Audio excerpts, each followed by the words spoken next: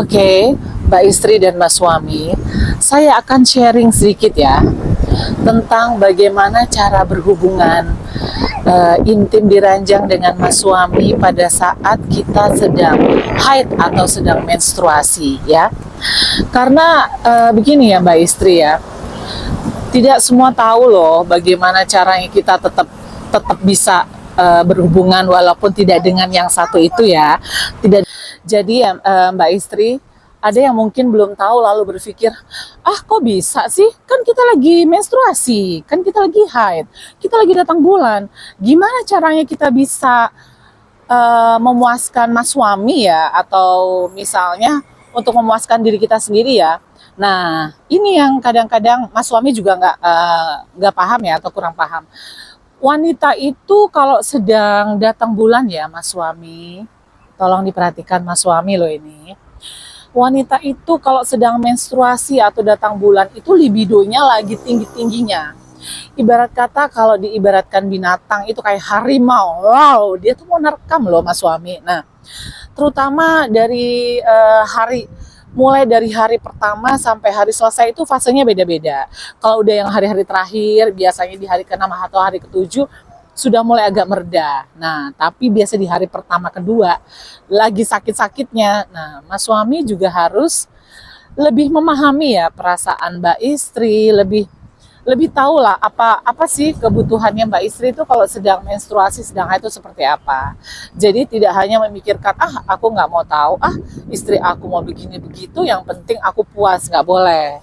Mas suami, sekali lagi, rumah tangga itu atau pernikahan itu dibangun bukan hanya untuk membahagiakan atau menyenangkan salah satu pihak, tapi untuk kebahagiaan bersama, untuk menyenangkan hati sama-sama.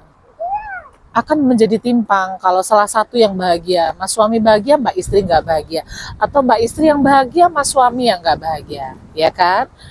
Mbak Su harap mbak istri dan mas suami di luar sana setuju ya dengan pendapat Mbak Suhu. Oke. Nah, sekarang kita menginjak pada topik ya. Tadi topiknya apa judulnya? Adalah bagaimana caranya melakukan hubungan suami istri pada saat Mbak istri sedang menstruasi atau sedang haid ya. Oke. Nah, kalau dalam agama Islam ya Mbak istri, karena saya muslim ya, tapi ini saya juga mendapati beberapa informasi dari dokter kandungan, dokter obgyn ya, ataupun dari pernah juga dibahas beberapa di kajian-kajian Islami ya, itu larangan untuk memasukkan,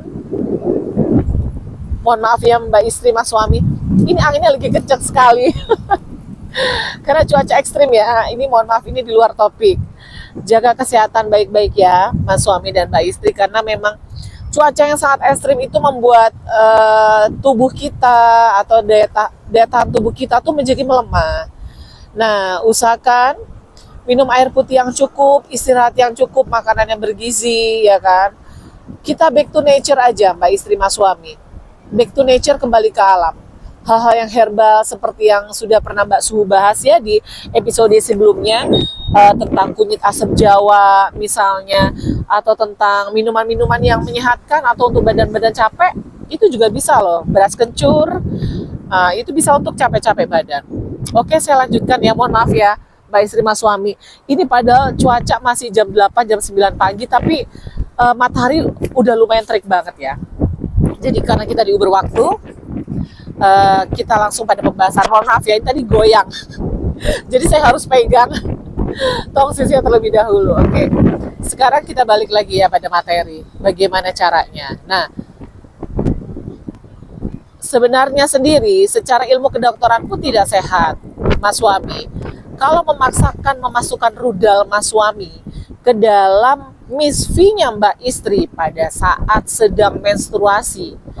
Nah, perumpamaannya begini ya mas suami, ini ilmu ya, sekali lagi buat yang baru bergabung dengan Mbak Suhu, minta tolong komenlah secara bijak. Biasakan menggunakan jari-jari kita dengan dengan berkata-kata yang baik. Karena tulisan dengan kata-kata yang indah dan baik itu mencerminkan kepribadian Mbak istri dan Mas suami di luar sana. Kesayangan Mbak Suhu 69 ya. Oke.